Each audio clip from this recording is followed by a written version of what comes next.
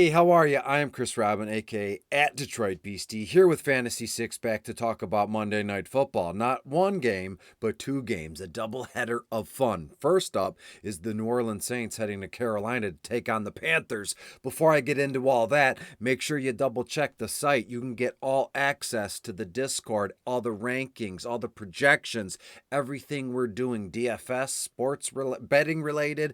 Everything that you need is right here at Fantasy Six Pack for only $9.99 a month. It's like one of the easiest no-brainer deals of all time. Let's get to this game. As I said, we're going to breeze through both of these videos because, quite frankly, this can be tiresome and it gets lonely, and I'm only talking to a camera and a ring light and a microphone, and sometimes I want some human interaction, but yet it's just always me, Beastie, a pen, and a piece of paper. So thank you for being here. Let's talk about this game, shall we? The Saints, as I said, go to Carolina to take on the Panthers. This one kicks off earlier than normal at 7:15 p.m. over, but I love the over in this one. Let's just get, if we're going to have a doubleheader on Monday, if we're just going to be broadcasting constantly and doing notes constantly, let's have some GD fun, shall we? So I love the over. Let's talk about the Carolina's quarterback first. The rookie, Bryce Young, is hosting the New Orleans Saints. Right now, the Saints second overall against opposing quarterbacks, but I think Bryce will be okay. He'll shook and jive and make his way out of this thing. He's 14-5 on FanDuel, 9-6 on DraftKings, 23 completions, around 230, maybe 240 yards, but that's pushing it. 3 to 4 carries, about 15 to 20 yards, and these rookie quarterbacks, sometimes they don't know when to release the ball, and that could be helpful for their rushing yards. So maybe 15 to 20 yards is on the low end of what Bryce can give us, a touchdown or two, and that's about it. When we look at the seasoned vet, the grizzled vet in Derek Carr, goes to Carolina. He's unfazed. He gets traded. He don't care. What's he do? He goes out and wins his first game as the New Orleans Saint quarterback. Carolina 6th overall against opposing quarterbacks. Derek Carr, $16,000 on FanDuel, 10-4 on DraftKings, 22 completions, around 250 passing yards, a pair of touchdowns, and we know with this guy, he does whatever it takes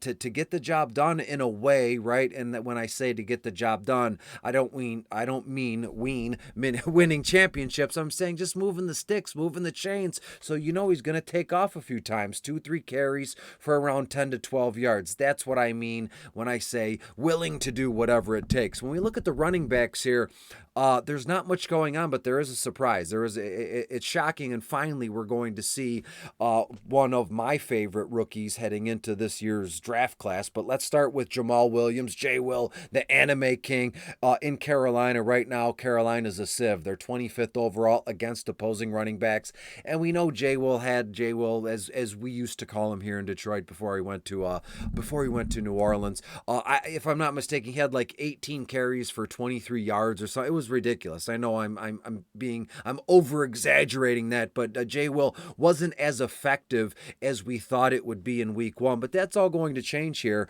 on Monday night. Jay Will, 14 grand on FanDuel, 8-8 on DraftKings, 16 to 17 carries, 70 to 75 yards, 2 maybe 3 receptions for around 20 to 25 more yards, and he will find the end zone. He had a knack for that sucker last season, and he will get back to that he will get off the schneid and find the end zone here on Monday night, the first game. Tony Jones Jr., not much going on. What I wanted to talk about is the rookie Kendre Miller in absence of Alvin Kamara. But again, he's a rookie. He's questionable, and I have in my notes here, we're not going to know much about him until like right before kickoff. So you have to be willing to have your phone in your hand and be willing to double check. I'll do what I can on Twitter, even though I'm not the best at that kind of stuff. I just give out free DFS advice and we do this. But Kendre Miller, only 6'5 on FanDuel, 3 grand on DraftKings, and if he is active, which my fingers are crossed that he will be, 6-7 carries, 25 to 30 yards, 1-2 receptions, 10 yards. And again, if we're going to do this thing, if we're going to get nuts, if he's going to be active, I think he finds the end zone in the air, in a pass from Derek Carr, touchdown. Rookie Miller finds the end zone, and bam, we are off and running, and we're amped up. Let's talk about the Carolina side of things. Miles Sanders comes over, and he's been he's been fantastic over the years. I have no issue with Miles Sanders. So when we look at what we have going on with him here tonight, the Saints 14th overall against opposing running backs. Sanders to me is he one of those guys that is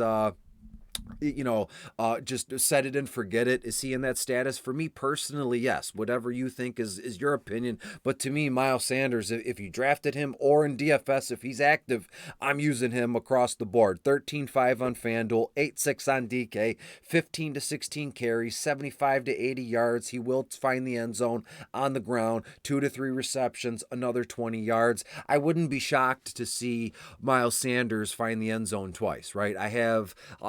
I'll get a little bit ahead of the game here. I have the Saints, I have Carolina hanging 21, scoring 21 points. And would it be shocking if Miles Sanders scored two of those 3 touchdowns? Not really. When we look at the Chuba Hubbard here, 10 grand on FanDuel, 5 grand on DraftKings, 8-9 carries, 35 yards, maybe 40. If we're gonna do this, let's do it right, man. Let's add on a couple of yards or a couple of extra reception when we feel the need to do so. Hubbard, 2 to 3 receptions, 15 to another 20 yards. So he is very much in play here this evening. When we look at the wide receivers, I'm going to save you that old song and dance.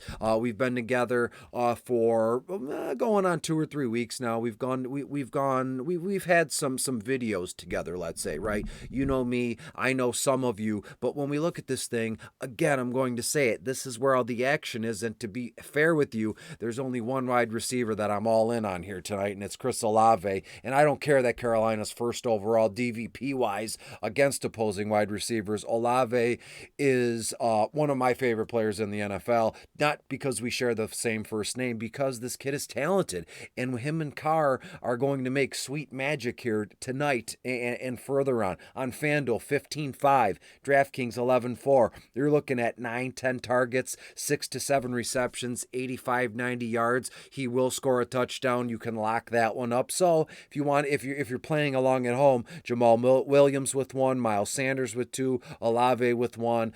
Throw it into a little parlay hocus pocus because Halloween is close, and we'll go from there. Michael Thomas, is he a shell of what he used to be? That's better off left for you to decide there at home. Michael Thomas, 12.5 on FanDuel.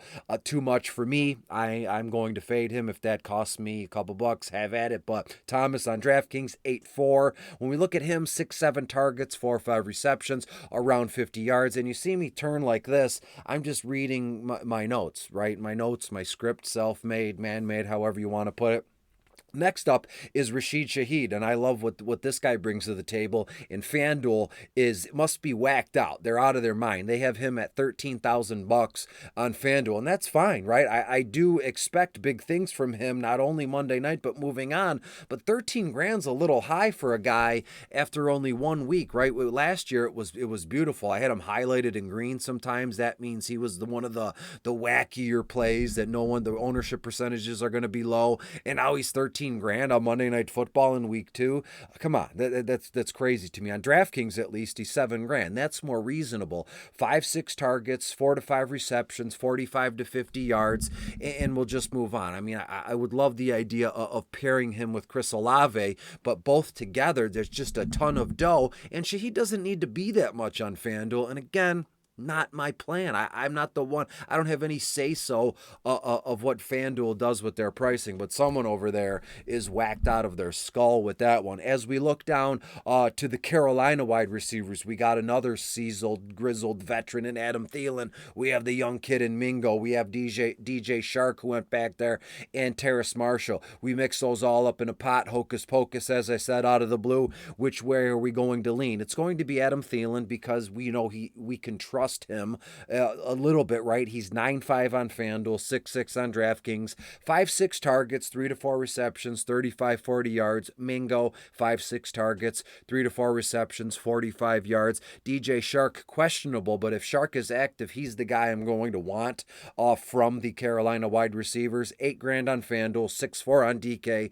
Looking at 6 to 7 targets, let's just call it 3 to 4 receptions around 50 yards. And we know we're going to get one of those receptions that's going to be like 37 to 40 yards. And then we won't hear from him again until the third or fourth quarter. You're like, well, why, if that's what we're going to get from him, why do you want to target that? Because his price tag is low. Look at DJ Shark compared to Rashid Shaheed. I'm still shocked. It's still a head scratcher to me that he is $13,000 on FanDuel. I digress. Let's talk about tight ends, and we'll get the heck out of here. Juwan Johnson against Carolina. Carolina's 11th overall against opposing tight ends. Juwan, very respectable numbers here this evening. 7.5 on FanDuel, 5.8 on DK, 4 to 5 targets, 3 to 4 receptions, around 30 to 35 yards. Taysom Hill's going to be that Swiss Army knife that we're just never going to get used to it. It's like I hate to be the one to say it, but it's like, do you want him to? I don't want him to go away. I don't want you to get the wrong idea, but he's like always, just make a decision. It's not him. It's the coaching staff. Make him a tight end, make him a wide receiver, make him a quarterback so we know one way or another. But Taysom Hill, $8,000 on FanDuel, 4.8 on DK, 1 or 2 targets, 1 or 2 receptions, 10 to 12 yards. Where we're going to get the most bang for our buck would be the carries, 3 to 4 carries, preferably on the goal line, but actually unpreferably because that's where you want J. Will to be. But regardless, Taysom Hill, 3 to 4 carries, 20, maybe 25 yards. Let's not forget Hayden Hurst. New Orleans right now 30th overall against opposing tight ends. Hurst, $8,000 on FanDuel, 6.2 on DK, 5.6 targets, 4.5 receptions, around 40 yards. And again, it'd be beautiful to see Hayden, Mr. Hurst, find the end zone. Will he, won't he? That's the golden question for all these players, every player, every night. When we get to the DSTs here, we know I like the over, right? I said that at the beginning of the video. The over, both defenses not much is going to be going on, but per usual, I don't care how many points are scored. People have the wrong impression of DSTs in not only seasonal formats, but in DFS formats. It's not about points for, points against. It's about sacks and turnovers and passes deflected and things along those lines. And I have both the Saints and the Panthers for a treat, each getting 2 to 3 sacks, each with an interception. The only difference is I could make a case that the Saints maybe punch out the football. Marshawn Lattimore punching it out somewhere along the line, so I would give the nod to the Saints. They're $9,000 on FanDuel, 5.6 on DraftKings. When we get to the kickers, again, not much going on there. We have Eddie Pinheiro, the Carolina kicker, 8.5 on FanDuel, $4,000 on DraftKings, 2 for 2 extra points, 2 for 2 field goals, with a big question mark because it's kickers. You don't really know what's going on. And then Blake G for the New Orleans Saints is their new kicker, and I'm going to say Blake Grupe. It's Grupe at Carolina, $9,000 on FanDuel, 4.2 on DK. Only reason I would give him the slight little adjustment is he's going to have an extra point given the final score here. Give you some final betting or some recent betting trends, and we will get the heck out of here. When we look at this thing, New Orleans 4-1 their last 5 games. The Saints 9-4 their last 13 games against Carolina. That's good news. Carolina 4-1 against the spread their last 5 games at home. The under has come in 7 of the Saints' last 7 games, and the over has hit in 4 of Carolina's last 6 games. So Chris, which way are you going? It's been pretty clear. I've laid some pretty little breadcrumbs along the way. Give me the New Orleans Saints to win this one, 28-21. Carr does his thing with a pair of touchdowns. J. Will finds the end zone. Olave finds the end zone on a beautiful, I'm going to say 28 to 35-ish yard reception, and we can all go home happy. Well, as we will have to tune into the next game. So be on the lookout for that one, but give me the New Orleans Saints to win this one, 28-21, and I will see you very soon, probably within the next 15 to 20 minutes for the second video of the doubleheader on Monday night. Be good, be safe. Talk to you soon. Bye.